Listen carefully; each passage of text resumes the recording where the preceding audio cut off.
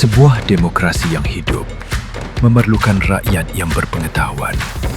Rakyat bukan sekadar menjadi pengikut yang pasif. Pohon selasih mempunyai banyak kegunaan dan memberi banyak manfaat. Demikian juga podcast Selasih Minda bertujuan menjana perbincangan yang bermanfaat mengenai bagaimana membina masa depan Malaysia yang lebih baik, agar rakyat dapat memikirkan pilihan-pilihan yang ada dan menentukan apa yang mereka inginkan. Temui pembicara-pembicara Selasih Minda di YouTube pada 1 Mei nanti.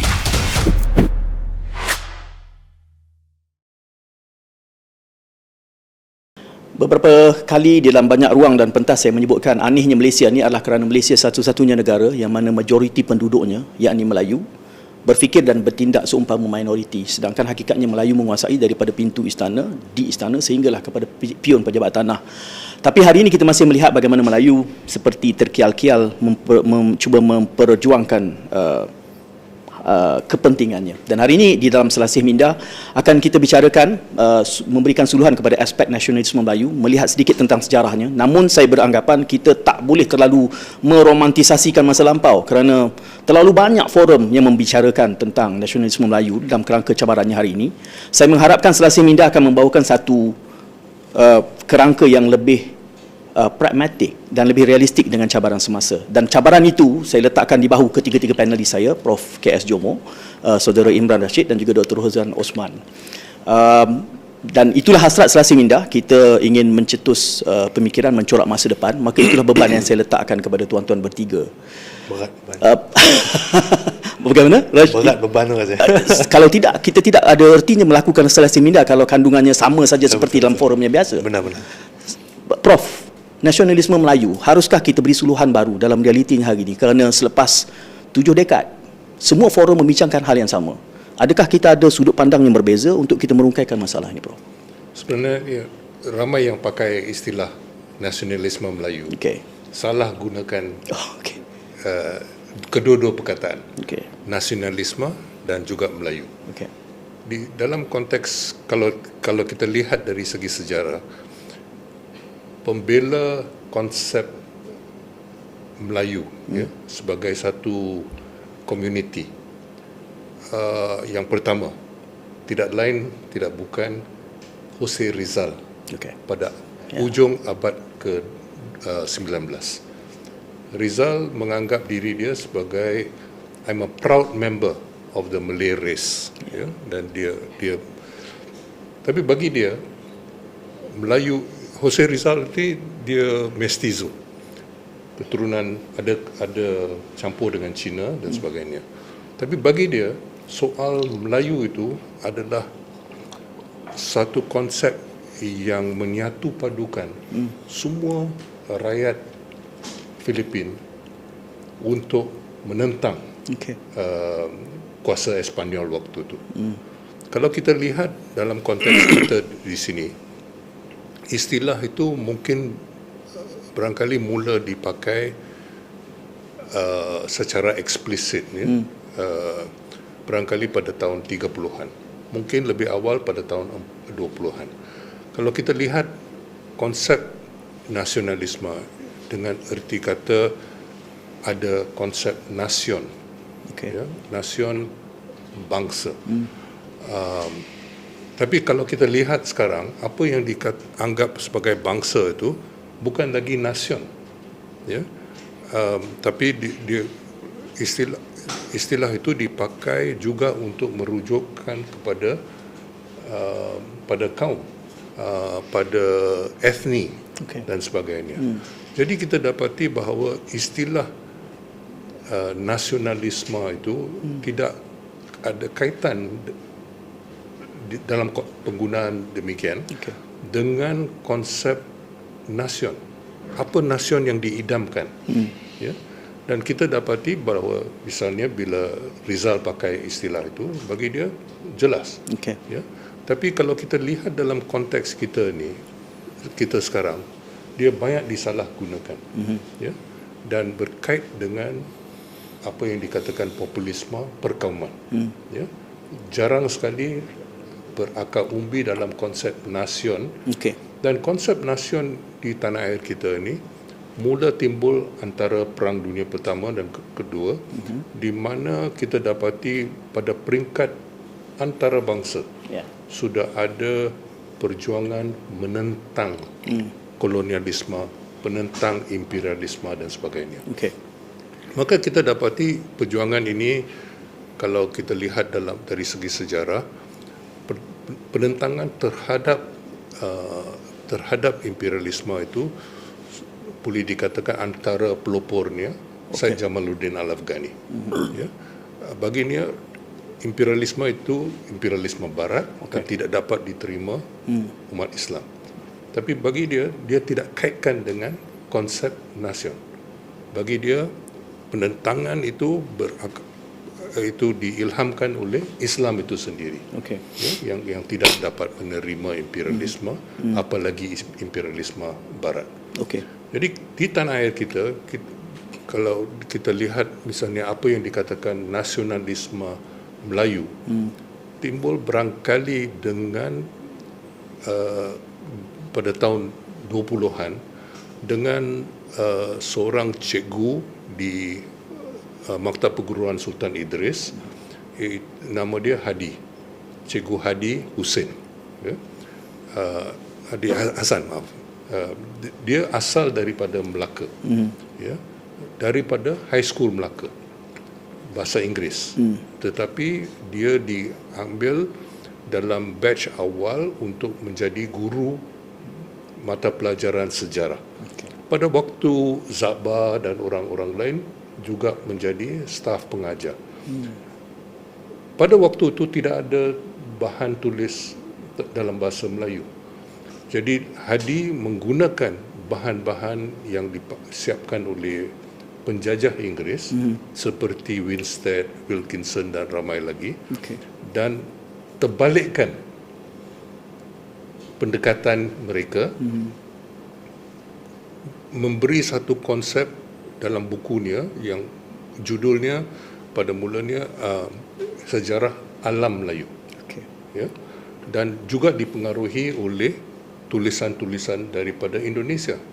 Pada waktu itu konsep nasionalisme di Indonesia sudah baru timbul, tetapi mereka tidak menggunakan istilah konsep Melayu.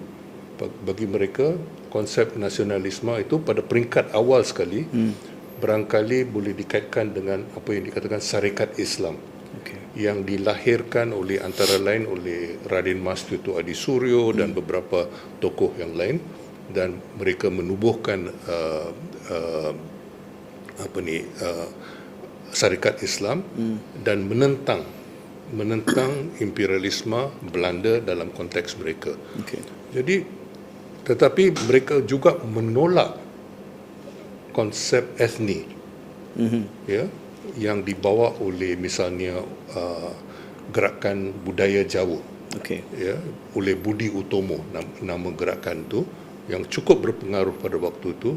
Tapi mereka menganggap bahawa Budi Utomo itu tidak mempunyai konsep nasion, iaitu untuk menyatu padukan seluruh rakyat Indonesia untuk menentang kuasa Belanda. Dan dengan itu mereka melahirkan konsep Indonesia, walaupun pada peringkat awal tidak dipakai lagi istilahnya. Dan ini kemudiannya telah pada tahun 20-an ada beberapa aliran dalam Syarikat Islam itu, dan pada waktu itu kita dapati bahawa ada yang membawa konsep antara lain sosialisme. Dia kaitkan sosialisme dengan Islam. Jadi kita dapati misalnya Haji Omar Said Cokroaminoto, bapa mertua pertama pada Soekarno, dia telah mengarang buku yang tajuknya Islam dan Sosialisme. Tetapi ada grup yang lebih radikal, ya, yang kemudian mereka itu mengaku diri mereka sebagai Syarikat Islam Merah dibanding dengan Syarikat Islam Putih yang dibawa oleh Cokroaminoto dan sebagainya. Jadi mereka ini mempengaruhi ramai orang yang di rantau ini, termasuk daripada tanah air, termasuk misalnya Dr. Burhanuddin dan antara lain, kerana Dr. Burhanuddin pernah mengaji dekat Indonesia di Sumatera, terutama sekali. Jadi kita dapati bahawa apa yang dihasilkan oleh Cikgu Hadi itu cukup berpengaruh, tetapi kerana pengaruh dia terlalu mereka dan apa yang dipeloporinya, dia diterima oleh dia diterima sebagai seorang tokoh, dan Sultan Kelantan telah minta supaya dia jadi nazir sekolah di Kelantan. Jadi Cikgu Hadi, Cikgu Hadi Hasan, yang pernah menjadi nazir sekolah di Kelantan, dan anak masnya seorang nama dia Cikgu Harun. Cikgu Harun itu menggantikan dia, dan Cikgu Harun itu diambil menjaga mata pelajaran sejarah ini dari tahun 29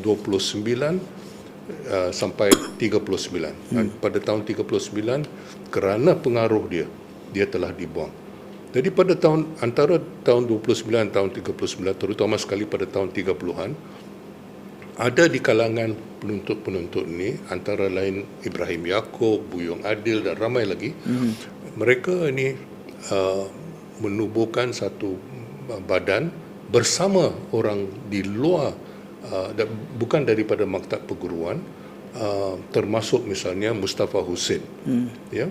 Mustafa Hussein yang pernah belajar dekat Kolej Pertanian Serdang, dan Mustafa Hussein itu menjadi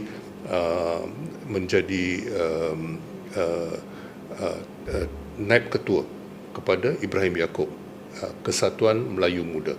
Jadi pengaruh Kesatuan Melayu Muda ini antara lain daripada Turki, sebab gerakan yang menghasilkan nasionalisme Turki itu, apa yang dikatakan Young Turks, orang Turkiya muda, antara lain Kamal Atatürk dan ramai lagi.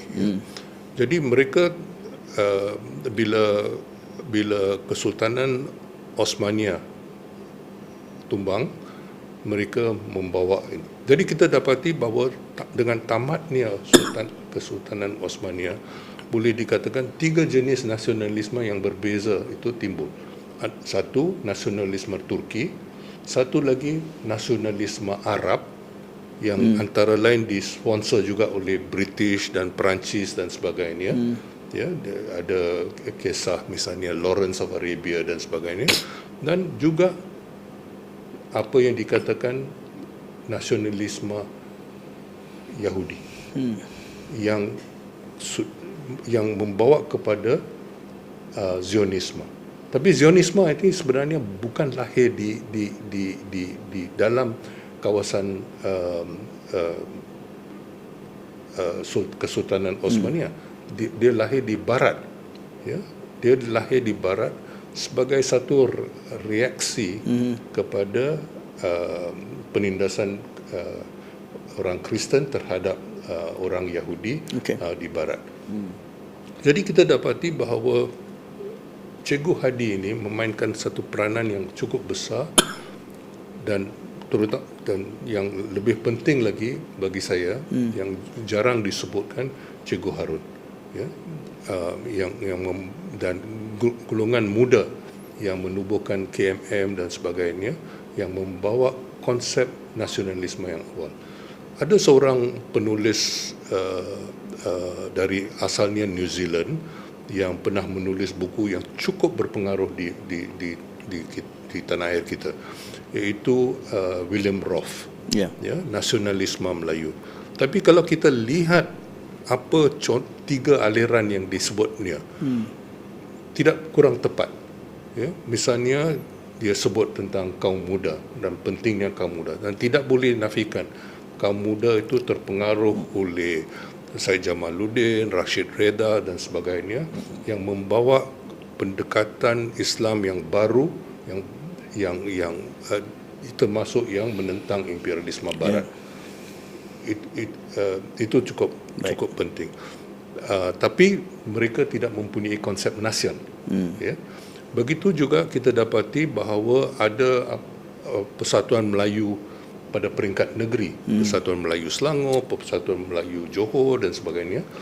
Tapi konsep Melayu itu agak terhad satu kepada negeri. Dia tidak mempunyai pandangan yang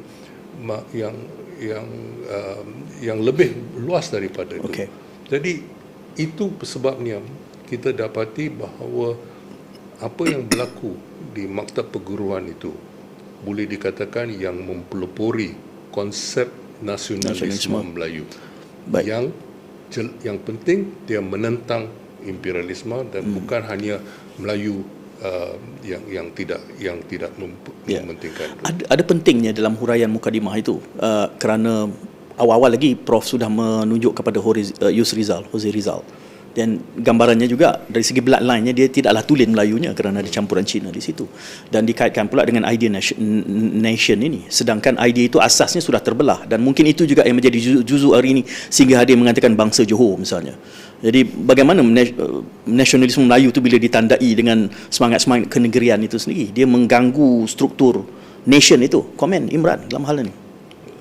Semangat negeri saya tak pastilah sebab saya orang Terengganu dan saya tak rasa okay, dia tak ada bangsa Terengganu tak ada. Muncul bila ada orang Siam kan. Dia semangat negeri ni saya nampak di Terengganu bila muncul perlawanan bola sepak lah pada Terengganu Kelantan, kita nampak lah semangat negeri tu mula memuncul kan. Tapi saya suka apa yang Prof sebutkan tadi juga, sebab bila kita menyelusur sejarah perkembangan wacana berkaitan dengan Melayu, nasionalisme dan sebagainya, satu kita kena pasti benda tu rencam, sangat complicated. Tapi poin besar yang mungkin saya tertarik dengan apa yang disebutkan oleh Prof Jomo tadi adalah bagaimana perkembangan soal wacana identiti Melayu itu sendiri terikat dan terpaksi dengan perkembangan pemikiran berkaitan dengan melawan penjajahan, berinteraksi dengan penjajahan dan cita-cita membina negara. Dan ini agak unik sebenarnya sebab kita bandingkan dengan pengalaman di Eropah dan juga dengan negara Inggeris. Di identiti Englishness tidak terikat dengan perang anti kolonial ataupun perang untuk membina sebuah negara. Dan kita unik kerana kita ada konteks itu. Dan sebab itu konteks ini bila kita belajar dan kita telusuri dengan lebih dalam, dia penting sebab bila kita masuk zaman sekarang, dia bila tidak ada konteks ini dipadamkan dalam pemikiran kita, maka perbincangan hari ini berkaitan dengan Melayu nasionalisme banyak tersilang dengan isu-isu perkauman. Tadilah macam mana Tuan Syed Munawar sebutkan tadi, banyak cerita berkaitan dengan Melayu nak bergaduh dengan siapa dan sebagainya. Sebab pada hakikatnya saya rasa ada 3 formula besar yang mengikat perbincangan Melayu dan juga nasionalisme. Di takat perkauman ataupun kaum itu, kita bincang soal siapa itu Melayu dan apa Melayu nak. Itu biasa dibincangkan dalam forum-forum lah. Apa itu Melayu, siapa itu Melayu dan apa Melayu nak. Tapi bila kita membincangkan soal Melayu nasionalisme dan sebagainya, mungkin yang jarang diceritakan ialah cita-cita masyarakat Melayu dalam pembentukan negara. So ini ada 3 persoalan yang terasing tetapi berkait rapat antara satu sama lain, kerana bila ada faham-faham tertentu yang menentukan siapa itu Melayu dan apa Melayu nak, maka itu mengalir kepada cita-cita kenegaraan orang Melayu yang biasa dicanangkan oleh orang politik.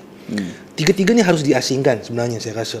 Dan dia ada wacana-wacana sejarah yang tertentu yang harus kita lihat dengan lebih teliti. Cuma mungkin saya nak dengar profesor yang lebih berpengalaman daripada saya juga. Saya melihat bahawa bila kita memahami realiti anti kolonial, realiti perkembangan wacana nasionalisme ini, persoalan ketika itu ialah persoalan melibatkan bagaimana untuk mengimajinasikan sebuah negara baru. Tapi hari ini kita sudah ada negara. Persoalan tersebut harus dipintal sedikit, dalam arti kata bahawa kita bukan nak bina negara baru lagi, dan ini bukan soal British nak datang apa sebagainya. Ini nation tadi. Kita nak cerita dalam kita sudah ada negara, kita sudah ada demografik tertentu di mana ada kawan-kawan daripada pelbagai kaum dan sebagainya. Dan bukan kaum saja, pelbagai kelas juga yang muncul dalam era pada hari ini. Itu harus diambil kira dalam membayangkan sebuah nasionalisme baru, dan tidak terikat dengan persoalan-persoalan lama semata-mata. Dan kerana realiti hari ini lebih getir dan penting berbanding dengan realiti terlebih dahulu lah yang mungkin berbeza dengan apa yang berlaku hari ini. Kalau saya petik dalam satu ayat kedua komen awal ni Dr. Rozan adalah kita kena ada definisi baru. Betul. Saya melihat dari segi sejarah, kalau kita nak memahami evolusi nasionalisme ni adalah merupakan satu bentuk social adaptation, penyesuaian sosial yang manusia lalui, ya. Yang membawa manusia untuk wujud bersama ni adalah untuk memenuhi keperluan semasa, dan oleh sebab itulah mereka membentuk sikap kekitaan. Pada zaman awal, zaman primitif dahulu, kekitaan itu terbentuk dalam bentuk hubungan kekeluargaan. Ahli anggota keluarga sama-sama melindungi sama sendiri, menjaga kebajikan sendiri. Tetapi apabila keluarga-keluarga ini semakin ramai di satu tempat, maka akan wujudlah suatu suku, ya, ataupun clannishness ataupun tribal identity. Maka ketika itu sempadan kekitaan tu semakin berkembang, ya. Ia bukan lagi sekat keluarga saja, tetapi kepada suku ataupun klan yang wujud di sesuatu tempat. Bila dengan penaklukan dan kadang-kadang peperangan, maka apa yang akan berlaku adalah ada di antara suku-suku ini semakin membesar, menubuhkan empire, dan dengan itu mewujudkan dinasti. Jadi kalau kita baca Muqaddimah Ibn Khaldun, dia banyak menumpukan tentang kemunculan dinasti yang dikaitkannya dengan kewujudan asabiah. Bukan asabiah dalam yang kita faham sebagai perkauman, tapi asabiah dalam kata esprit de corps ataupun semangat kekitaan yang berkait dengan dinasti itu. Ibn Khaldun berhenti situ kerana itu adalah realiti zaman dia wujud, ya. Dan seperti mana disebut oleh Prof. Jomo tadi, apabila manusia mula mewujudkan konsep negara bangsa ataupun nation, maka di situ perlu ada sesuatu yang menyatukan mereka, identiti yang melebihi sekadar dinasti, yang melebihi suku-suku. Maka di situlah wujud konsep nationhood, dan dengan itu semangat nasionalisme untuk menyatukan negara-negara ini. Kalau kita lihat di Europe, di Malaysia dulu-dulu pun tak ada konsep Malaysia sebagai political identity, ya. Melaka satu empire yang tersendiri, tapi kesultanan-kesultanan lain mungkin kecil, dan kadang-kadang sempadan ni pun tak jelas di mana dia bergantung pembesar kat situ. Sultan kata engkau boleh kutip cukai, dia pun bagi taat setia. So hari ni kawasan tu termasuk bawah jajahan sultan dia. Tu bila datang sultan lain pula kata aku bagi tambah 5%, engkau boleh ambil, dia pun tukarlah taat setia dia, maka sempadan pun berubah. Sebab itulah dulu Sungai Ujong sempadannya sampai ke Kelang. Mungkin sebab itu juga daerah di Kelantan dipanggil jajahan. Ya, mungkin juga. Dia tak dipanggil daerah, dipanggil jadi, jajahan. Bila ada nationhood, maka muncullah nasionalisme.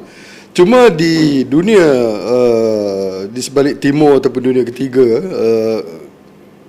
nasionalisme pada mulanya muncul sebagai satu gerakan untuk membebaskan daripada imperialisme, seperti yang disebut oleh Prof. Jomo tadi. Dan dua isu penting yang sentiasa diketengahkan dalam perjuangan nasionalis ni, pertama membebaskan diri daripada penjajahan, dan yang kedua adalah membentuk identiti nasional yang baru. Kerana semua ni sebelum ni hanya adalah jajahan yang kecil, kadang-kadang setengah tempat tu suku-suku yang terpisah, mereka tidak wujud sebagai sebuah negara. Indonesia dulu pun tidak wujud sebagai sebuah negara.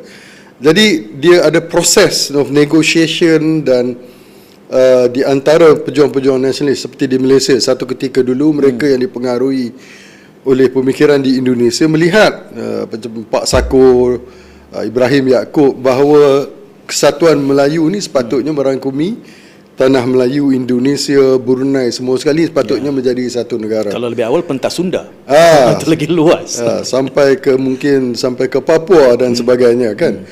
Tapi apa yang muncul kemudiannya, terutama selepas dunia kedua ni, lebih dalam konteks sempadan jajahan British ketika itu. Cuma masalahnya selepas kemerdekaan, maka isunya berubah. Dia bukan lagi nak menentang penjajah. Identiti nasional pun sudah mula wujud sempadannya yang agak jelas, ya. Walaupun dalam konteks Malaysia dia berubah sikit dengan penubuhan Malaysia, tetapi kalau kita lihat daripada kekeluargaan, kesukuan, dinasti dan wujudnya nation state ataupun negara bangsa tu, sempadannya telah berubah. Cuma persoalannya, apakah bentuk expression ataupun agenda utama yang seharusnya diperjuangkan oleh gerakan nasionalis dalam era selepas kemerdekaan. Kalau kita lihat ya, saya rasa hari ini kalau kita kata nasionalis ni, kita akan kaitkan dengan UMNO. Ya, dan perjuangan oleh orang-orang politik yang cenderung kepada UMNO. Sedangkan Bersatu dan PAS, doktor tidak mengkategorikan di bawah. mereka Platform bergantung pada siapa kita cakap dengan PAS. Bukan ada setengah orang menolak bahawa nasionalisme itu asabiah. Ya, tapi kadang-kadang PAS dia fleksibel ideologinya sejak kebelakangan ini. Ya. Baik, saya hentikan doktor di situ. Tapi soalan lanjut saya adalah kepada doktor, dan kita akan, kerana Prof sudah memulakan dengan refleksi sejarah. Imran mengatakan bahawa garis-garis besarnya adalah apa yang siapa itu mahu, dan juga yang ketiganya tadi apa? Cita-citanya, cita-cita citra kenegaraannya. Dan saya berminat apabila doktor sebutkan tadi adalah konsep nasionalisme itu terkait dengan adaptasi dan keperluan semasa. Dan kita mula melihat cabaran ini dalam kerangka semasa. Kelihatannya hujah nak menentang penjajah itu dah habis. Tapi 70 tahun masih lagi bercakap soal nasionalisme, dan siege mentality-nya masih ada. Tak beres lagi ni. Saya nak buka di situ kepada doktor. Lepas kita melihat, bagi saya ini kemiskinan intelek di kalangan mereka yang tergolong dalam golongan nasionalis. Okey. Berbeza dengan sebelum merdeka. Kalau saya boleh faham dengan betul, maknanya kita masih berdebat benda yang sama kerana kemiskinan intelek Ya. dalam kalangan nasionalis. Idea ini lebih dibentuk pada suasana pasca merdeka tahun 60-an, 70-an, ya, khususnya peristiwa 13 Mei, berlakunya Saya challenge sikit premis itu, doktor. Minta maaf lah tiba-tiba yang okey. digestanya, doktor. Tapi saya akan kembali kerana idea, bercakap soal idea. Tapi kelihatannya hujah nasionalisme Melayu itu sudah menjadi bumbu untuk mendapat sokongan. Ya. Untuk mengekalkan kuasa. Sudah tidak lagi kepada aspirasi nation. Sudah tidak lagi soal kemahuan membina negara bangsa. Definisi bangsa Malaysia itu pun diperdebatkan. Doktor. Itu sebabnya kalau kita lihat ya, nasionalisme yang diperjuangkan pada awal kurun ke-20 sehinggalah selepas Perang Dunia Kedua, kebanyakan dipimpin oleh cendekiawan. Okey. Abdul Rahim Kajai, Za'ba, Pak Sako, Burhanuddin Ilmi. Mereka ni adalah pemikir yang dapat menghasilkan idea-idea yang baru. Okey. Oleh sebab itu, dalam meneliti masalah, mereka juga sangat realistik dan pragmatik. Ya. Kalau kita lihat penulisan sama ada Pak Sako ataupun Rahim Kajai ataupun Za'ba, mereka menyebut tentang kemunduran orang Melayu. Rahim Kajai menyebut tentang kedatangan bangsa-bangsa asing, tetapi sikap mereka self-critical. Ya, menyebut tentang kelemahan orang-orang Melayu dari segi sikap, malas, tidak suka berdikari, dan penekanan mereka adalah reformasi bangsa mereka sendiri supaya bangsa ni dapat berdaya saing, dapat berdiri dan dapat berdikari. Tapi hari ini kita dah lihat dia agak berbeza. Pendekatan ethno-nationalism yang wujud di sini menyebabkan pendekatan lebih mencari bagaimana untuk menyalahkan orang lain. Ya. Kalau pantang keluar je statistik, kita masih belakang. Persoalannya kenapa masih lagi ke belakang? Ada siapa yang halang kita ke sebelum ni? Ya. Oleh sebab itu kita kena, bagi saya satu pengajaran yang penting ya adalah penubuhan persekutuan Switzerland. Okey. Itu model yang kita jadikan rujukan. Saya ingin meletak sebagai satu idea yang boleh mencetuskan pemikiran kita. Tidak semestinya kita kena menciplak idea itu. Cuma bangsa Swiss tidak multiras. Ya. Bagaimana kita boleh menjadikan itu sebagai model? Bergantung bagaimana kita nak takrifkan multiras. Okey. Sebab sebahagian besar daripada mereka adalah keturunan Jerman dan bercakap bahasa Jerman. Sebahagian lagi keturunan Perancis yang bercakap bahasa Perancis, dan sebahagian lagi Itali, dan lagi sekali satu lagi yang paling kecil adalah minoriti Romanes yang bercakap bahasa sendiri. Okey. Oleh sebab itu mereka pada mula-mulanya penubuhan federation itu, penyatuan tiga kanton yang utama itu menggambarkan kepelbagaian dari segi bahasa. Okey. Ya. Saya rasa dalam konteks sejarah ketika itu mereka melihat orang yang bahasa lain tu bangsa lain lah. Ya. Sebab Doktor tadi nak menjadikan model Swiss itu sebagai satu contoh yang boleh Malaysia teladani. Sebab dia macam ni, mula-mula dia perbezaan dari segi bahasa, linguistik dan latar belakang etnik, ya. Kemudian apabila berlakunya gerakan reformasi Protestan di Eropah, maka Switzerland itu mula berpecah. Sebahagiannya memeluk ataupun mengikut ajaran Swiss Protestanism, sebahagian lagi masih kekal dengan Katolik. Dan pernah berlaku beberapa ketika di mana kedua-dua mereka ni berperang, bertempur. Tapi mereka sampai kepada satu tahap di mana mereka mengambil keputusan bahawa sebenarnya tak ada guna kita berperang ni pun, kan? Jadi alangkah lebih baik kalau kita memikir bagaimana menghormati perbezaan ini, ya.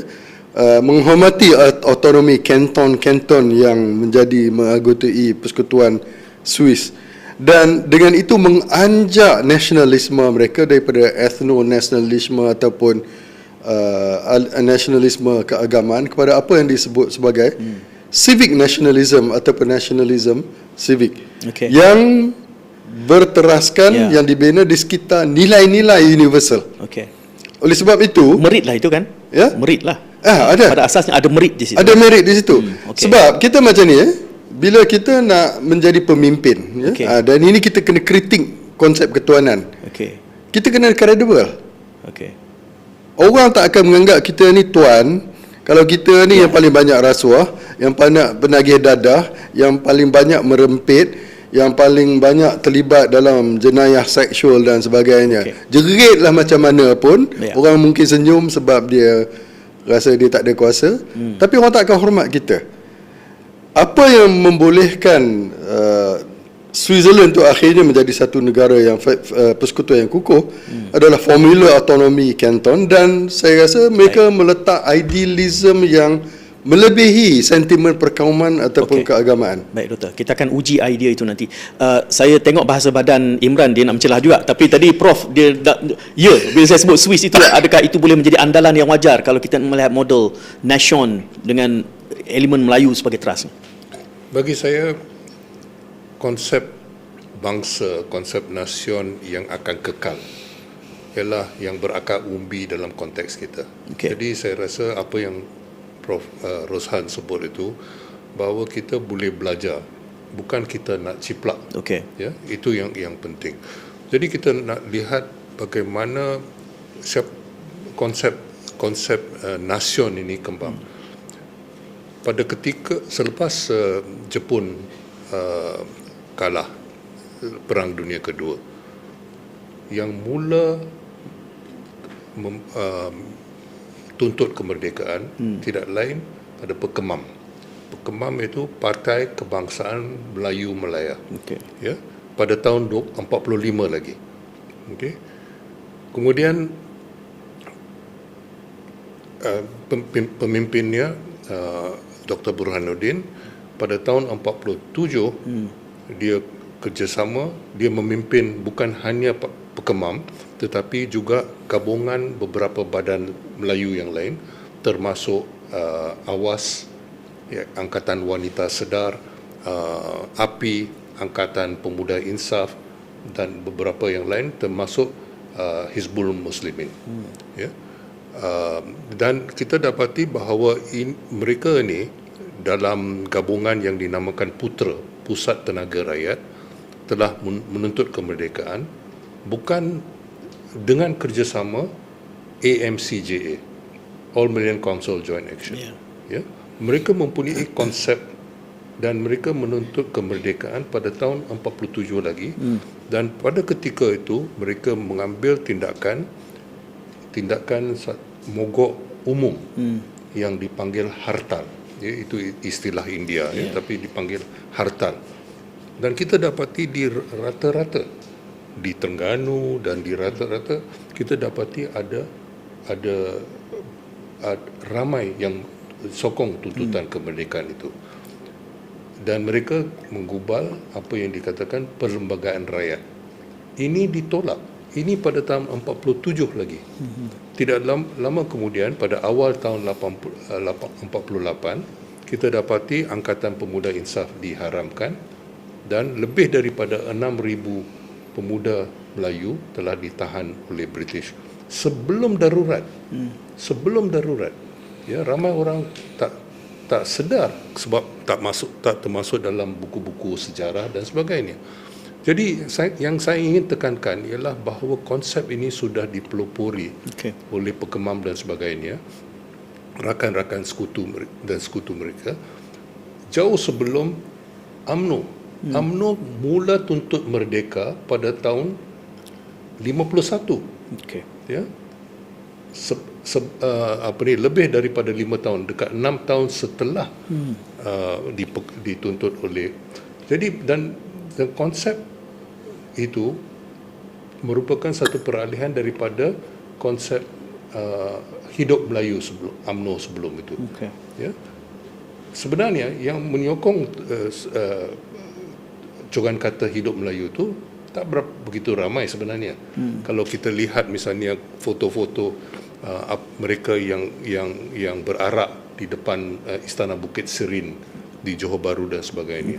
Malah Datuk On yang telah dilarang masuk dari negeri Johor terpaksa dipanggil balik untuk menubuhkan UMNO pada tahun 46. Jadi kita dapati bahawa sejarah tanah air kita dan tuntutan untuk kemerdekaan itu sebenarnya dipelopori oleh apa yang boleh kita anggap sebagai nasionalisme radikal.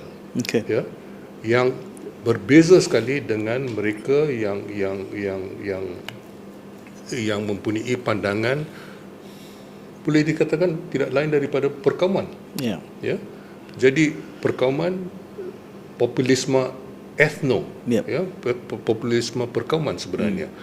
Ini saya rasa sebab itu istilah yang kita pakai di sini ini menjadikan nasionalisme itu satu diherot menjadi sesuatu yang sempit dan sebagainya. Dan ini saya rasa penting. Jadi kalau kita lihat misalnya apa yang berlaku pada tahun 57 dengan Suruhanjaya Reid dan sebagainya, perlembagaan kita menjamin kepentingan British dan sebagainya yang sebenarnya telah dirampas daripada rakyat tanah air. Jadi kita dapati bahawa konsep nasionalisme itu sudah disalahgunakan dan menghadkan, walaupun bukan tak semestinya sengaja, tapi akhirnya dihadkan. Dan kalau kita lihat ada yang nasionalis sempit ini yang pada ketika tertentu telah menolak misalnya bila Rahim Kajai memperkenalkan menolak DKA dan DKK, darah keturunan Arab, darah keturunan itu India, dibawa daripada Indonesia sebenarnya, ya, dan diperkenalkan di sini. Jadi mereka ini mempunyai satu konsep yang agak terhad, ya, sedangkan nasionalisme yang tulen itu mempunyai konsep bangsa nasion yang jauh lebih luas. Dan kita dapati bahawa apa ertinya nasionalisme pada ketika ini. Kalau kita ingin membangunkan tanah air seperti ditekankan oleh teman-teman kita di sini, itu sudah tentu kita mesti ada konsep bangsa, nasion itu sendiri, apa yang kita idamkan, ya, apa yang kita negara idaman. Dan yang penting juga ialah soal misalnya strategi pembangunan ekonomi, ya, dan antara lain. Jadi kita dapati bahawa sebenarnya akibat daripada herotan pengguna istilah itu sendiri, kita dapati ini menyempitkan pandangan kita, ya, perbahasan kita di tanah air, dan itu menjadi satu boleh dikatakan halangan terhadap kemajuan tanah air kita. Prof dah menyebut bahawa polemiknya menyempitkan perdebatan kita. Saya nak sempitkan lagi kerana saya petik tadi yang ketiga, faktor besar Imran sebutkan tadi itu citra kenegaraan, ya, negara idaman lah kalau kita nak sebut satu istilah lainnya, dengan apa yang disebutkan atau disarankan oleh Dr. Rozahan tadi berkait tentang civic nation berdasarkan merit. Ini satu elemen yang menarik bagi saya kerana saya sebut awal tadi, majoriti minta hak dia. Selama majoriti ni merasa bahawa dia tidak mendapat apa yang patut mereka dapat. Kalau kita lihat dari segi soal equity, ini benda yang lama daripada DEB sampai sekarang belum berjaya lagi. 19% turun sikit, naik sikit, itulah. tak pernah kita bereskan. Jadi kerana itulah elemen-elemen yang sempit ini kekal sebegitu. Soalan daripada Dr. Rozan tu saya rasa legit dan valid, kerana selagi kita tidak boleh menyelesaikan, selagi itulah polemik nasionalisme Melayu ni. Tapi di situ soal negara idaman itu ada satu mungkin jalur lain yang akan membawa perdebatan kita ke peringkat lain. Misalnya nasionalisme Melayu, kita tajuk hari ini. Tapi bagaimana dengan citra kenegaraan nasionalisme Cina Malaysia? Kita belum masuk lagi Borneo misalnya, Sabah Sarawak. Sebab kelihatannya nasionalisme Melayu ni mungkin makanan ruji di Semenanjung saja agaknya. Dr. Rozan nak menambah. Tapi saya nak bagi Imran dulu. Sikit je. Okey. Dalam Perlembagaan Rakyat yang Prof Jomo sebut tadi, yang dikemukakan oleh Dr. Burhanuddin Hilmi pada pemerintah British pada tahun 1947. Okay. Ada dua konsep yang saya rasa sangat menarik. Pertama, dalam perlembagaan itu mereka menyaran bahawa semua bangsa yang menjadi rakyat Malaysia, China ke India ke apa, dengan ini, selepas ini akan disebut sebagai bangsa Melayu. Okey. Ya. Jadi orang India pun akan disebut Melayu, orang Cina akan disebut Melayu, orang Melayu akan disebut Melayu, orang Jawa akan disebut Melayu. Yalah, kalau Jawa kita boleh panggil dia Melayu, kenapa? Lalu mengapa itu tidak berlaku? Sebab British menolak Perlembagaan Rakyat itu. Dan idea itu turut disokong oleh pemimpin-pemimpin Cina dalam AMCJ pada ketika itu. Kedua adalah ia akan mengekalkan kedudukan Raja-Raja Melayu, tetapi Raja-Raja Melayu bertanggungjawab, accountable kepada rakyat. Mereka tidak mempunyai kuasa mutlak. Dia tak boleh dia tak boleh bertindak seolah-olah dia absolute monarch, walaupun dalam pegaan sekarang ni pun tak memberi kuasa sebagai absolute monarch. Itu saya rasa sebenarnya membawa kita lebih hampir kepada notion of nation, dan juga sebenarnya akan membawa negara itu supaya menentukan apakah nilai-nilai yang akan terjadi masyarakat itu, dan dengan itu mewujudkan civic nationalism di Malaysia. Itu menggambarkan kepada kita pilihan yang kita buat 50-60 tahun dulu memberikan wajah kita hari ini. Jadi kalaulah hari ini kita membuat keputusan definisi barunya begini dan hala tuju kita begini, kita hanya nampak natijahnya mungkin 20, 30, 50 tahun akan datang. Imran, saya tak pasti sama ada kita terikat dengan decision yang dibuat 50 tahun lepas lah. Kita ada of course causality factors. Tapi kita adalah manusia yang bebas yang boleh bersama-sama bina masyarakat yang baru. Mungkin saya nak komen berkaitan dengan isu nasionalisme Melayu itu sendirilah. Saya melihat terma tersebut sebagai satu masalah sebenarnya, kerana dia satu cara pandang yang melihat istilah nasionalisme dan istilah Melayu yang berpaksi kepada pandangan ke belakang daripada menuju ke depan. Introspektif sifat dia. Ya, sebab inilah kita nak sejarah itu penting dan kita kena lihat sejarah sebenarnya dengan lebih teliti. Tapi ada dua mode melihat sejarah lah. Saya rasa orang yang mungkin lebih kepada ke arah kanan, yang lebih bersifat nasionalis dalam arti kata yang sempit ini, mereka melihat sejarah untuk mencari mitos-mitos yang boleh dijadikan sebagai naratif untuk mereka fuel dia orang punya naratif lah berkaitan dengan siapa Melayu dan sebagainya. Tapi saya melihat sejarah seperti mana yang Prof sebutkan tadi juga, kita melihat sejarah untuk mencari sumber-sumber inspirasi, bahawa projek-projek membina sebuah bangsa ini bukan saja ada, tapi ada kerencaman yang sangat penting untuk kita raikan dan kita ambil petik sebagai inspirasi. Dan dari situ juga bila kita lihat sejarah yang berlaku seperti mana yang disebutkan tadi, konteks latar besar dia lah saya rasa ialah berkaitan dengan membina sebuah bangsa dan mencirikan sebuah identiti yang lebih kepada konteks rakyat. Dalam arti kata cerita pasal Melayu sekalipun, dia Perlembagaan Rakyat ialah perlembagaan anti-elitis Melayu yang kemudiannya ditolak oleh British dan juga beberapa aristokrat Melayu kerana mereka merasakan ini bercanggah dengan posisi mereka sebagai aristokrat Melayu yang mendapat beberapa kepentingan bersama dengan British ketika itu. There's a class dimension here where you are talking about satu pandangan identiti nasional, pandangan kaum dan sebagainya yang berasaskan masyarakat bawahan kan. Berbalik kepada apa yang Prof sebutkan, ini menarik juga berkaitan dengan apa cita-cita masyarakat idaman yang kita nak bawa. melihat pada sejarah yang boleh kita ambil juga ialah Wawasan 2020 ialah satu projek sebenarnya, di mana projek tersebut tidak terikat kepada soal kaum, dia melangkaui DEB punya formula. Kerana dia melihat kita nak sebuah negara yang sekian-sekian dengan teknologi sekian-sekian yang saintifik. Bahkan cita-cita bangsa Malaysia juga tersebut dalam ucapan Dr. Mahathir ketika itu pada tahun 1993. Satu. Dan ini penting kerana dia berorientasikan sebuah imajinasi dan juga konteks negara ketika itu. Dan hari ini juga bila kita lihat, saya orang muda lah, mungkin ada pandangan yang sedikit berbeza dengan panelis yang ada pada hari ini. Saya melihat negara pada hari ini dalam keadaan yang krisis. Dan kita ada kepentingan besar untuk membina sebuah negara yang lebih selamat, yang lebih resilient, yang lebih kuat daya tahannya untuk berdepan dengan krisis dunia pada hari ini. So ini should be kita punya asas untuk membina sebuah projek membangunkan negara baru. Bukan lagi soal berkaitan dengan kaum mana yang harus dipertahankan. Soal siege mentality inilah satu mentality yang datang daripada zaman kolonial lah. Kerana zaman-zaman itu wacana-wacana yang dimainkan ialah kalau kita pro dengan orang ini, orang Melayu akan tertindas. Kalau kita pro dengan orang ini, maka kaum ini akan tertindas. Ini dimainkan oleh British. Dan dalam keadaan hari ini sebagai orang muda, sebelum kita beli pusingan seterusnya, ialah saya berpandangan bahawa ramai orang, khususnya terutama generasi saya baik di kampung ataupun di luar, ada satu anxiety ataupun keresahan melihat bahawa negara kita ini dalam mood krisis yang sangat besar berdepan dengan dunia pada hari ini. Cuma naratif untuk memberi satu projek untuk kita sama-sama paut itu tidak lagi muncul, baik daripada kaum cendekiawan, baik daripada kaum politik yang ada kepentingan tertentu untuk tidak mainkan cerita ini lah, ataupun baik daripada golongan CSO sendiri. Dan ini yang satu kelemahan kita yang harus kita atasi dengan cepat.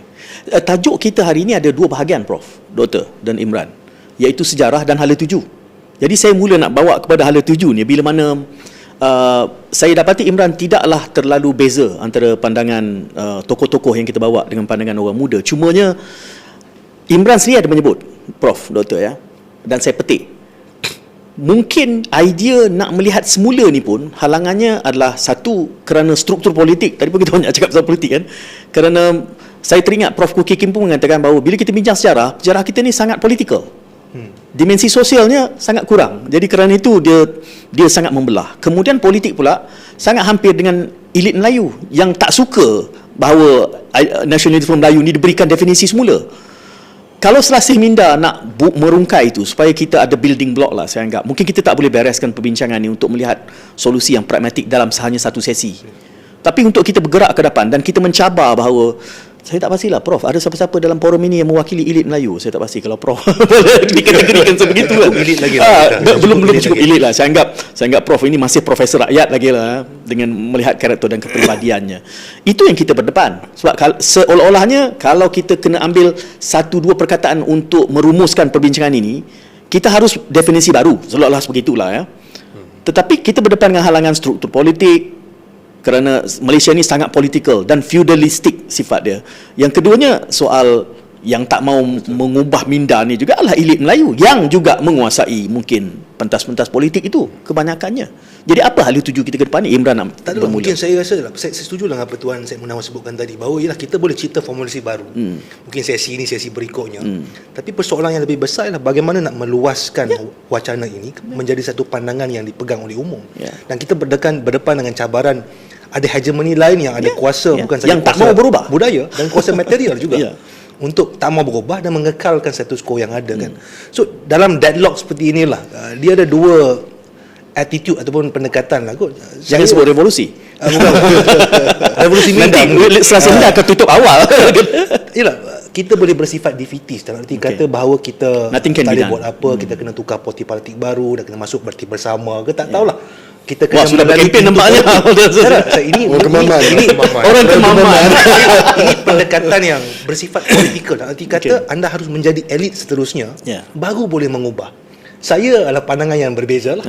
Saya merasakan bahawa pendekatan-pendekatan yang bersifat di bawah juga harus mula dijalankan dengan tanpa ada satu keresahan atau defeatist attitude bahawa yalah, kita sedar kuasa dipegang oleh golongan elit, tetapi pergerakan daripada bawah itu boleh dibina secara perlahan-lahan. Okey. Dengan ada network kalangan orang muda ini yang mereka cuba buat.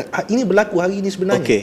Kalau nak ambil pendekatan bottom up yang disyadangkan oleh Imran itu juga, dengan realiti, saya sebut istilahnya pemikiran umat ni binari, hitam atau putih. Dia tidak ada mekanisme untuk memahami. Dia tahu fake je, dia tak tahu usulnya. Kaedah timbul kepada fake tu dia tak ada. Bagaimana kita boleh menyantuni ini, kerana sudahlah kita ada hambatan ruang untuk kita menguak definisi baru ni, tak ada. Kelemahan ketajaman pemikiran umat juga sangat tumpul. Dr. Roshan. Saya kira inisiatif seperti Selasih Minda ni bertujuan untuk, jelas sebagai anda sebut dalam tagline kita, mencetus pemikiran, Mencorak masa sebagai depan. sebanyak titik permulaan membuka perbahasan ini, menjadikan ini sebahagian daripada wacana yang berterusan dalam masyarakat. Dan saya rasa dalam episod lalu kita berkali-kali menyebut mengharapkan pemimpin-pemimpin pelajar, pemimpin-pemimpin belia, NGO dan sebagainya akan membawa agenda sebegini. Saya tak menjangka benda ni akan berubah dalam masa 5-10 tahun. Tapi dunia berubah dengan sangat cepat. Kalau kita tak berubah esok Itu lusa, memang betul. kita akan ketinggalan. Kita dia ada macam ni ya.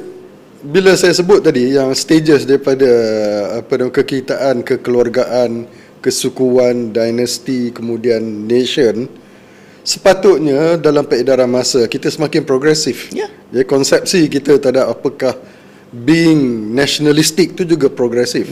Tetapi apa yang kita lihat berlaku adalah konsepsi kita terhadap terhadap apa makna being nationalist tu sekarang ni semakin regresif sebenarnya. Kembali kepada sentimen-sentimen kesukuan yang primitif. Dan saya rasa inilah yang bahayanya. Kita duk cakap nak jadi negara maju, nak yalah madani ke whatever label nak guna, tetapi pemikiran kita masih lagi primitif sebenarnya. Saya mencelah itu, Doktor. Bererti kalaulah ada negeri yang melabelkan kebangsaannya berdasarkan negeri, bangsa Perak, bangsa Johor, bangsa Melaka, itu pemikiran yang kuno, bergerak ke belakang. Ya, sepatutnya itu tidak lagi timbul. Boleh timbul kalau bola lah.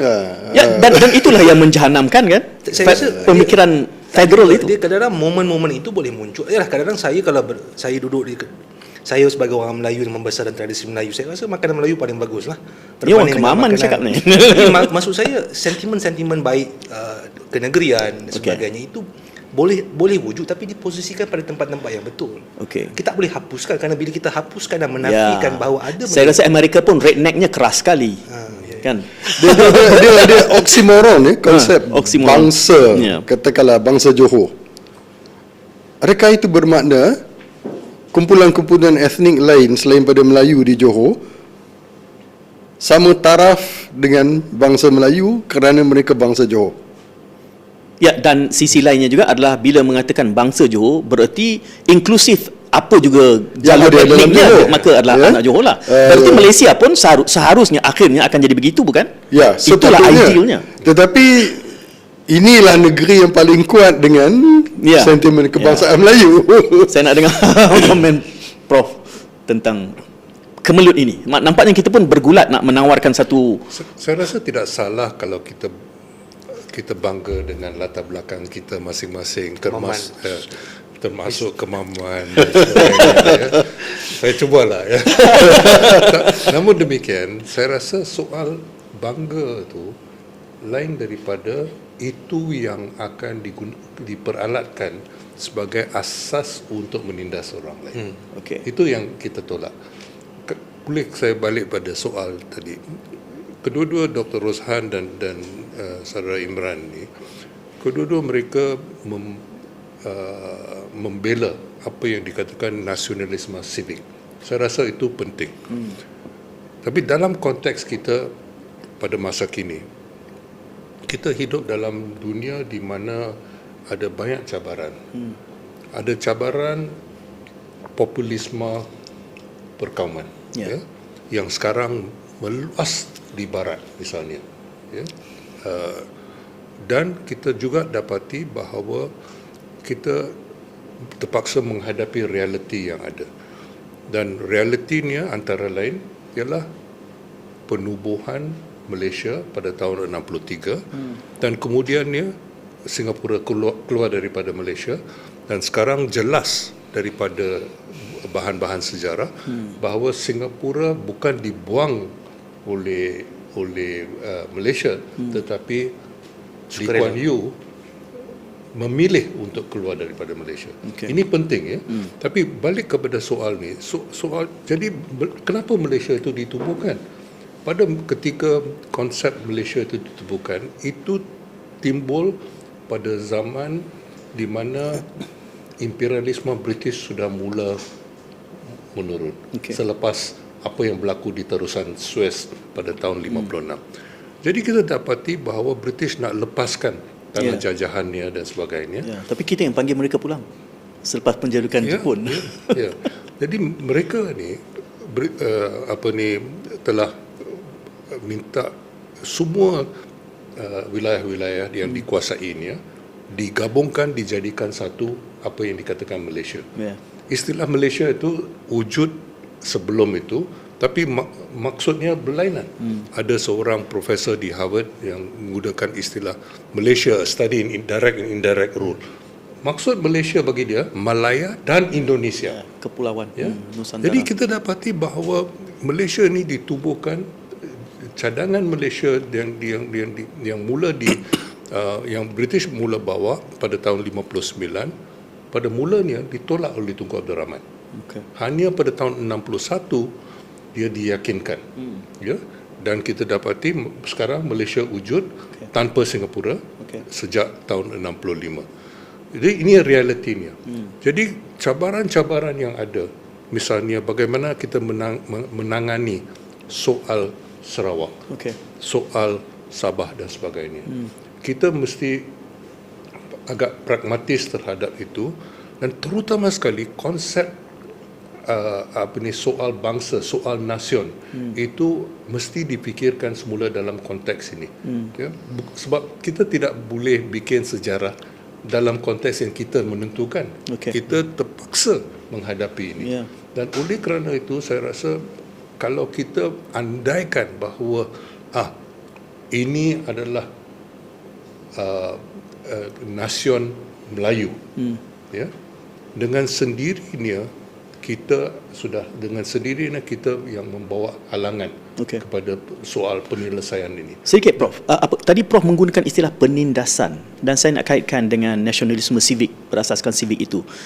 Kalau kita memberikan merit memberikan hak kepada mereka yang berhak, maka dan ia berkesan ataupun dilaksanakan dengan tekal, mungkin lain kan perbincangan kita pada hari ini. Berarti di situ ada elemen pelaksanaan yang culas mungkin, Prof.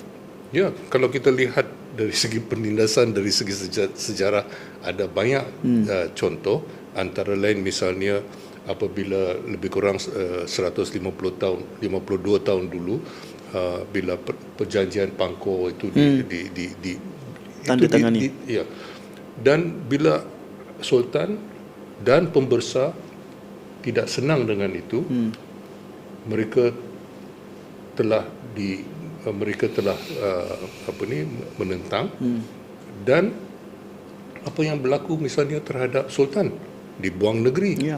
Apa yang berlaku terhadap Maharaja Lela dan pengikutnya. Begitu juga di Perak, di Pahang kemudiannya. Pemberontakan Pahang kenapa berlaku pada tahun 1895? Apa yang ditayangkan dalam filem Mat Kilau itu sebenarnya tidak setia kepada sejarah. Apa yang berlaku di Pahang Barat terutama sekali pada waktu itu sesuatu yang cukup penting kita memahami. Tapi sekarang masalah besar sekarang, kita seolah-olah gagal menyelesaikan soal bangsa Malaysia. Walaupun itu yang dicadangkan oleh Tun Mahathir, boleh dikatakan beliau sendiri dan pemimpin-pemimpin negara lain belum menyelesaikan.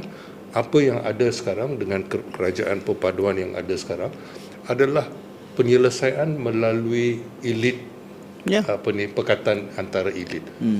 Tapi masalah-masalah yang dihadapi tanah air kita, misalnya akibat daripada apa yang berlaku di Hormuz misalnya, apa yang berlaku di di dunia pada peringkat. Kalau kita tidak bersatu padu, bagaimana kita nak hadapi si Trump? Bagaimana kita nak hadapi cabaran-cabaran yang lain? Ada negeri-negeri jiran misalnya yang sudah setuju supaya tentera asing boleh mempunyai laluan dan sebagainya. Jadi kita dapati bahawa kalau kita terus pecah belah, kalau kita terus tidak menganggap bahawa apa yang Cogan kata Indonesia Bhinneka Tunggal Ika, ya, perpaduan itu yang menghormati perbezaan dari segi kaum dan sebagainya. Kalau kita tidak menganggap, orang lain akan mengambil kesempatan dan kita dengan sengajanya kita membolehkan mereka mengambil kesempatan. Ini yang sedih. Apa yang berlaku sekarang di tanah air dan kita. Boleh berlaku. Kalaulah Perlembagaan Rakyat itu diterima satu ketika, maka semua rakyat Malaysia adalah Melayu. Dan selepas 2026 Selesai Minda tak akan bincang tajuk ini. Tapi saya juga menyebutkan di awal tadi bahawa saya tak membayangkan dengan hanya satu episod akan beres. Saya serahkan kembali kepada Selesai Minda lah untuk membina building blocknya, apa tajuk susulan yang kita akan bincangkan. Untuk episod yang kali ini, mendengar pandangan ketiga-tiga panel, saya nak mula dengan Dr. Rozhan dulu. Apa yang sepatutnya kita suluh secara lebih mendalam kalau ada episod susulan kepada tajuk ini? Saya melihat perubahan sosial, perubahan dalam masyarakat ni banyak perlu sama ada didahului ataupun berlaku seiring dengan perubahan nilai-nilai dan budaya masyarakat. Kalau kita lihat kemajuan orang Melayu yang dicapai melalui dasar ekonomi baru tu sedikit sebanyak telah dipengaruhi oleh perubahan yang dilalui pada tahun 70-an dan 80-an, di mana orang Melayu didedahkan kepada pendidikan sains dengan pembukaan sekolah-sekolah asrama, sekolah-sekolah menengah sains, MRSM dan sebagainya, dan dengan itu mempercepatkan melahirkan golongan profesional. Soalannya, untuk pergi ke hadapan, apakah perubahan yang kita perlu lakukan? Adakah hanya dengan melanjutkan formula yang lama itu akan membolehkan kita melangkah lebih ke depan dan lebih ke atas? Dan saya kira keresahan yang seperti mana disebut oleh saudara Imran tadi menunjukkan bahawa sebenarnya wujud kekurangan ataupun wujud di situ kelompongan dari segi apa yang saya boleh istilahkan thought leadership di kalangan pemimpin negara sekali. Justru itu digalas oleh Selesai Minda. Kerana kita tidak ada political interest yang direct, mungkin kok lah tiba-tiba Dr. Rozhan naik nama jadi calon tu saya tak bagi jaminan lah. Tak adalah kot. Sebab tak jadi calon, sebab tu di sini. Tak tahulah ke orang Kemaman nak jumpa saya. Orang Kemaman ni dia sebut bersama banyak kali tadi orang Kemaman ni. Saya bukan mana-mana batin. Dan saya rasa tidak ada moral courage, keberanian moral untuk duduk dan berkata kita perlu berubah, dan perubahan ini perlu didokong oleh perubahan transformasi nilai. Celahan sedikit Doktor, kerana saya membayangkan pemikiran Melayu ni sangat feudalistik disebabkan oleh sosio budayanya, dan apabila perbincangan terbuka yang menggesa itu juga hambatannya adalah merupakan elit politiknya itu, maka kita perlu ada semacam satu pemikiran baru ini, kerana kita tidak boleh mengharapkan pendekatan itu bersifat top down. Kita mengharapkan Syed dengan Imran, saya dengan saya juga sudah tua, Imran seorang je yang muda. Saya dengan Pro Jomo end of the road already. Last mile juga Imran. Soalannya apa yang perlu disuluh lah berkaitan dengan untuk set berikutnya, sebab kita tak boleh bereskan isu ini dengan satu episod kan. Mungkin kita nak bincang juga berkaitan dengan masalah feudalisme yang berlaku dalam masyarakat kita lah. Dan saya tak nafikan bahawa budaya dan juga unsur-unsur feudalisme itu masih mekar, tapi dia tidak sepenuhnya menguasai semua sektor pemikiran masyarakat. Dia ada juga kadang-kadang momen-momen kita melihat bahawa ada perlawanan, dan ini juga kita lihat dalam sejarah, bukan? Sejarah Perlembagaan Rakyat dan sebagainya, di mana Hartal dan sebagainya, inilah perjuangan rakyat yang sedikit sebanyak menolak agenda-agenda feudalisme, kerana yang dilawan itu ialah aristokrat Melayu. So ada momen-momen tersebut yang boleh kita raikan dan boleh kita tap into untuk kita mekarkan lagi dalam wacana kita lah. Dan masalah itu kita kena iktiraf, tetapi dia tidak harus dianggap sebagai satu budaya intrinsik yang mewarnai masyarakat pemikiran orang Melayu. Ya. Kita ada juga budaya-budaya perlawanan yang harus kita tonjolkan. Oh ya. Prof. Ya, sebenarnya ada banyak isu yang perlu kita dan Selasih Minda ini bertujuan untuk cuba Membina kurikulumnya. ya, untuk membicarakan soal-soal. Misalnya terlalu banyak isu-isu sejarah itu kita boleh dikatakan indoktrinasikan dengan pandangan terhadap sejarah, dan kita jarang sekali mendapati perbahasan tentang soal-soal ini. Jadi itu ada antara lain kerana mewarnai pemikiran kita terhadap isu masa kini, bukan hanya isu sejarah. Tetapi juga kita perlukan perbincangan tentang masalah-masalah yang kita hadapi di dunia sekarang, dan bagaimana kita boleh siap sedia, lebih bersiap sedia. Dan selama kita terus terikat dengan isu-isu remeh dan sebagainya, saya rasa sukar sekali kita maju. Dan itu saya rasa sesuatu yang perlu diselesaikan dengan segera. Dan oleh kerana itu, bagi saya sekarang, walaupun saya banyak menimbulkan soal sejarah tadi, penting kita menghadapi dunia yang wujud, dunia yang nyata, bukan dunia yang kita igaukan, hayalkan. Dan pilihan bukan hanya antara misalnya si Trump dengan Xi Jinping, ya, sebenarnya pilihan itu ada banyak, ya, dan kita mempunyai sejarah yang boleh kita rujuk, misalnya Zopfan, ya. Asia Tenggara ini sepatutnya menjadi satu kawasan yang berkecuali, yang mengidamkan perdamaian dan sebagainya.